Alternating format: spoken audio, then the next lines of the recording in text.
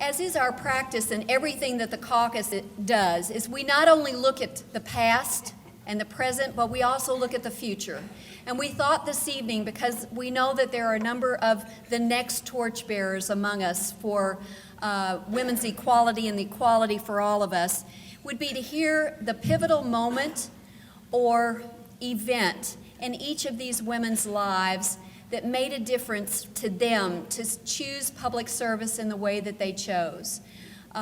We have from the highest office in our Commonwealth, governor, to Metro Council, and to the judiciary, and also statewide office of auditor.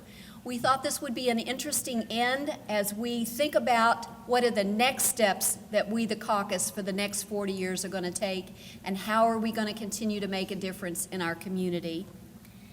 So my question is, as you look forward, what is the pivotal event that moved you into making the decision to run for public office? Governor Collins, and you want to come forward? Can I say anything else besides that? You can say whatever you want. I just want to thank everybody for being here tonight, and I want to thank you for keeping up the fight. It's very, very important. I was sitting there as I was listening to Dolores and some of the others about what all we've been through. We ain't seen nothing yet. It's going to keep coming and coming and coming. And we go way back. I remember, Crit, when I was working at Democratic headquarters, and I got to propose the bylaws for the Democratic Party that said there shall be a chairman and a vice chairman of the opposite sex.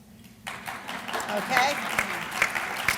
So we got that passed in about 1972 or something like that, and even added a woman in every precinct. There was going to be a man, a woman, and a youth, so that we could at least get in the room, so we could hear what was going on. And so anyway, I could go on and on and on.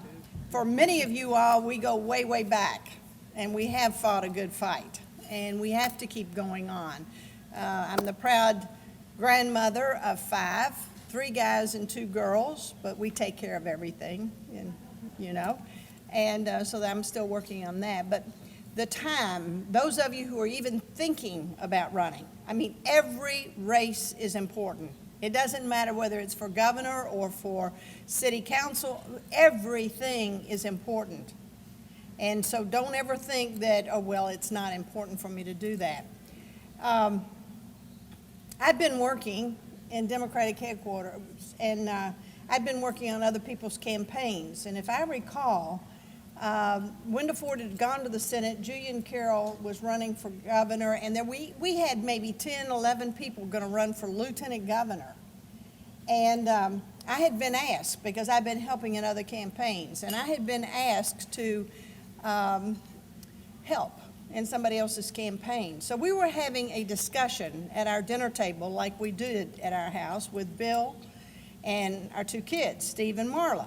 And we would discuss what was going on and everything, and I said I had been asked by 2 candidates for lieutenant governor to work in their race. And my husband, Bill, who's from Eastern Kentucky, he doesn't say a whole lot, but when he says it, he means it. And he said, Martha Layne, I think you've put in enough hours and you've traveled enough miles. I think it's time you either run or come home. And he knew I wasn't coming home. Not for a good time, not for the long time, not full time.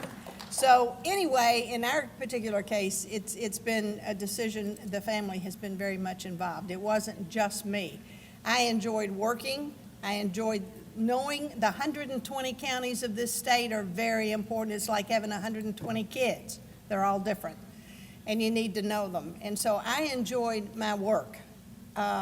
I didn't know what was going to come up next. I didn't know what the opportunities would be. We have to be ready, as women especially, we have to be ready. When that window of opportunity opens, that door of opportunity opens, you got to be ready to go through it.